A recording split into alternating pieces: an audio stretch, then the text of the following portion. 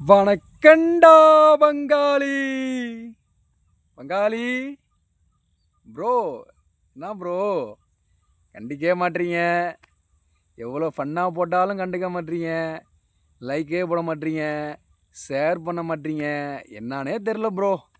பார்த்தீங்கன்னா நம்ம வயலில் உட்காந்துக்கிட்டு இன்றைக்கி உங்கள்கிட்ட வீடியோ பண்ணி போடுறோம். பாருங்கள், நல்லா ஜம்முன்னு உட்காந்தாச்சு. எனக்கு தெரிஞ்ச அளவுக்கு ஒரு சின்ன ஒரு சாங் தான் பாட போகிறேன். ஆனால் எனக்கு பாட்டு கொஞ்சம் சரியாக வராது. இருந்தாலும் உங்களுக்காக நான் பாட்டு பாடி வேறு லெவலில் போட போகிறேன். பார்த்தீங்களா?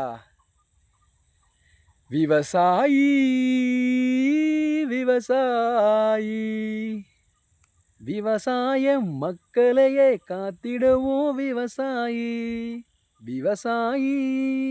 இந்த பாட்டு யார் பாடினது பங்காளி? நீங்களே சொல்லுங்கள். நம்ம புரட்சி தலைவர் எம்ஜிஆர் பாடினது. அந்த படம் பேர் தெரியல. ஆனால் எம்ஜிஆர் இந்த சாங்கு.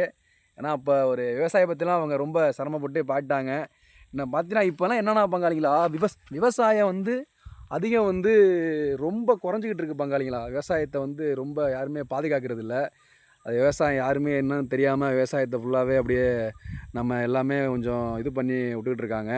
அதனால் விவசாயம் எதுக்குன்னா, விவசாயம் பண்ணால் தான் நம்ம சாப்பிட முடியும். அதனால் படித்தவங்க மட்டும்தான் விவசாயம் பண்ணணும்னு கிடையாது.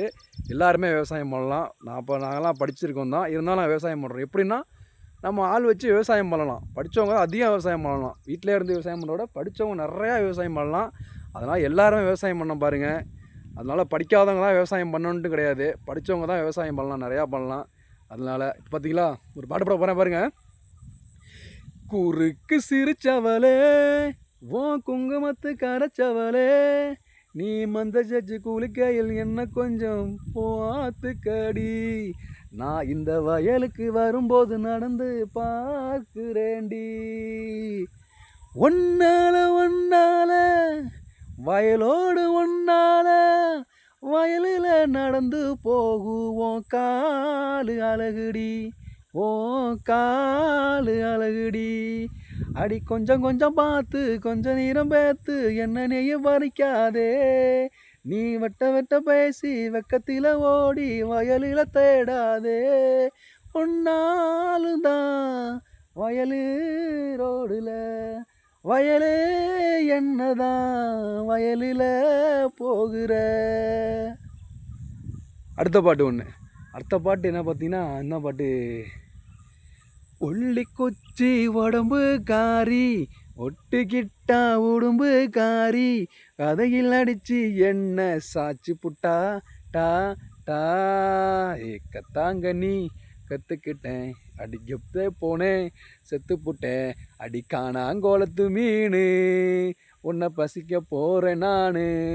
இந்த வயலில் நான் உக்காந்திதான் நான் சோறு திங்க போகிறேன் மானே. வயலோரம் உரசு நேன வயலோரம் உரசுனாலும் பவராகும். விவசாய வயலில்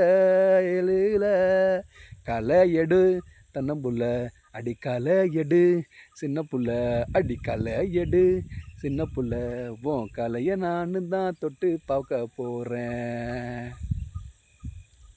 ஓகே பங்காளிங்களா, பார்த்தீங்களா ஒரு விவசாயத்தை பற்றி சின்ன ஒரு பாட்டு பாடியாச்சு. இப்போ பார்த்தீங்கன்னா இந்த விவசாயத்தை நம்ம விவசாயம் பண்ணி எப்படி காக்க போகிறோம்னா, ஃபஸ்ட்டு விவசாயம் பண்ணும்போது 30 நாள் விதை போட்டு அதை பறித்து நட்டு 3ஆம் நாள் மருந்து அடித்து அந்த 3ஆம் நாள்லேருந்து 15ஆம் நாள் களை பறித்து 15ஆம் நாள்லேருந்து அடுத்த 2வது மருந்து போட்டு 2வது களை எடுத்து 2வது களையிலேருந்து 3வது மருந்து போட்டு இவ்வளவு போட்டு நம்ம இந்த விவசாயத்தை காப்பாற்றி கொண்டு வரோம்.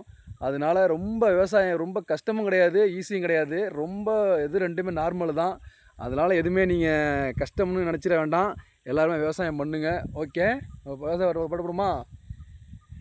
ஏ மச்சான் பேரு மதுரை விவசாயத்தை பாருற ஏறக்க கட்டி பறந்து வரும் விவசாயம்.